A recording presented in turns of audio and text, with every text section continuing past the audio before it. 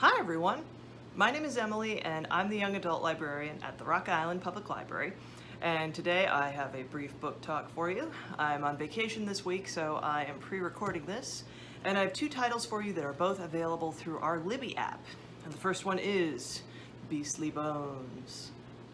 And this book is the second in a series.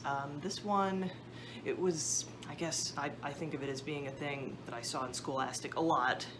For a few years there, this was a pretty popular, not really middle grade series, like it's more YA, but it's got a lot of adult appeal too. And this is the second book in the Jacoby series, which is kind of a historical fiction / supernatural mystery. And in this book, it's 1892. And in the town of New Fiddleham, there's a young woman, and her name is Abigail Rook. And she's from England. She is the daughter of pretty well-off parents, to the point that they sent her to college, but I mean, that was mostly they were hoping she would find a husband. But Abigail would prefer to, for example, her dad is a paleontologist, and so she's very interested in paleontology and archaeology. And she was trying to pursue this, but she ended up on a dig, and they didn't find anything, and she was almost out of money. So instead of like going back to her parents and, just kind of agreeing to some marriage she didn't want, she came to America, and this is how she met R.F. Jacoby, who is a supernatural sort of private investigator. Like, he's a private investigator, but specializing in the supernatural.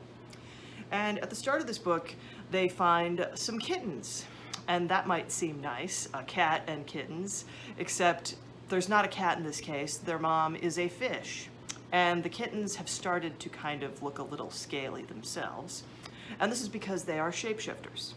So Abigail and Jacoby take them back to their office, and with the understanding that, okay, these are kind of a dangerous, invasive, and supernatural species. We're just gonna kind of keep these here. They shouldn't be in the general population feeding on animals, or people, potentially. Weirdly though, the next day, the owner of the cat and the litter of kittens is found murdered, and there's just a puncture wound in her neck. So right away, the idea is, vampire? We're not sure. There are lots of things, Jacoby explains to Abigail, like, hey, don't just jump to vampire. There's lots of things that can kill people and leave puncture marks. We can't be sure. We gotta investigate a little further. But the thing that Abigail is really interested in, at the start of this book, there's a story in the newspaper about dinosaur bones being found not far from New Fiddleham, in Gad's Valley. And I mean, this is kind of tied up with a couple of odd crimes. Like, there's a robbery around the same time, like, not technically a robbery, no one's robbed, it's a, something is stolen, so theft. There's a theft, and one person has died. And I mean, this is sort of like initially it's sort of chalked up to natural causes. This was an older person, maybe not in the best health. But in Abigail and Jacoby sort of investigating, like, Abigail really wants to go because she hears, oh my gosh, dinosaurs, like, we gotta go check this out. But Jacoby's thinking, like, well, hang on, there's maybe something else going on here, and sure enough there is, because maybe these aren't dinosaur bones. Maybe there's something else. Like, at first, Abigail's just excited about the find, but when she goes and looks at these bones, she has studied this enough to know, like, this isn't how dinosaur bones should look. I mean, this isn't what their, bodies are constructed like. This is something else. And, this kind of confirms Jacoby's suspicions that these events are connected. And sure enough, there's people who've come for the dinosaur bones. There are people who are interested in this. But there's also some mysterious beast attacks, which, I mean, they know for a fact that there's a werewolf out in Gad's Valley. Actually, I don't know if he's a werewolf or just a shapeshifter. There's a couple shapeshifting, sort of creatures in this area. But I mean, in hunting for the murderer of various, like, it's not just one person, this kind of continues. Abigail and Jacoby are also trying to figure out what these bones actually are, and if there could be a dangerous living creature that, is maybe connected to these. So if you like, sort of like a mystery, and I enjoy, like, historical mysteries, but this is like, you get supernatural stuff as well. And I will say, this is book 2.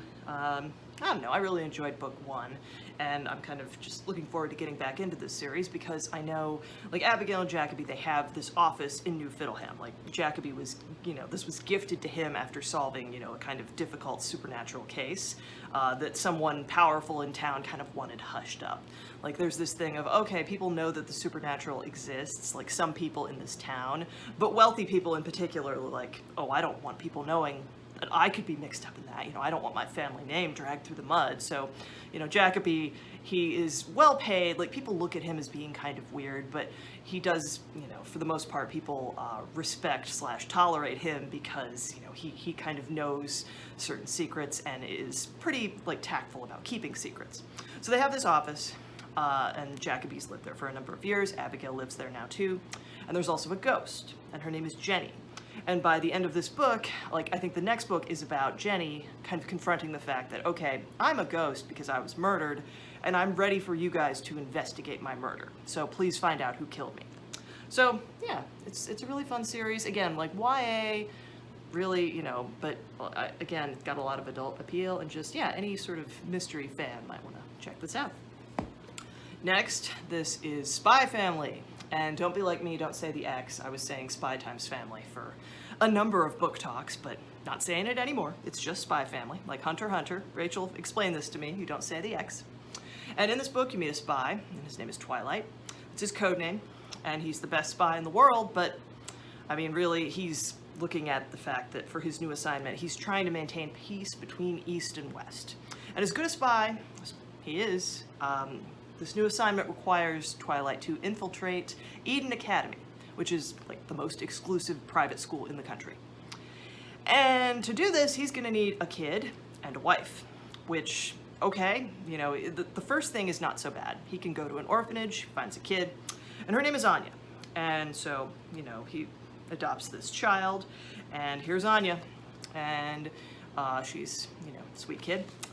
And what Twilight doesn't know, though, is that Anya is a telepath. So every time he's like lying about spy stuff, like, oh, I gotta go to work, like she knows what's really going on.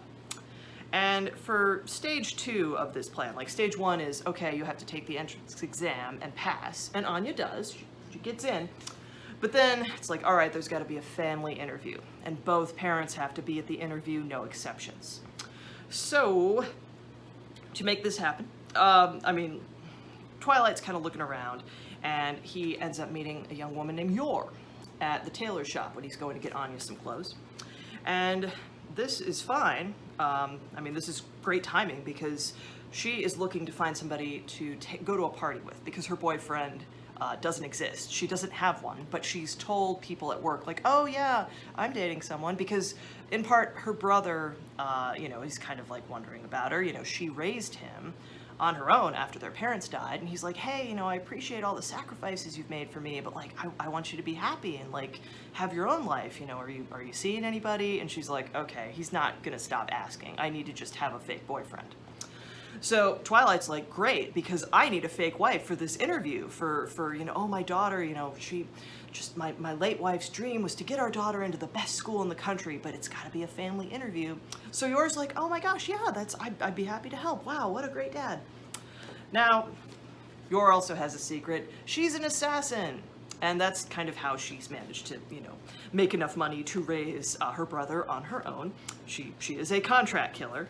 And so these three, they gotta try to, become a family. This is sort of just something that they have to work at. They look the part, certainly. You see these three, and it's like, oh, this older lady they help says, what a wonderful family you are.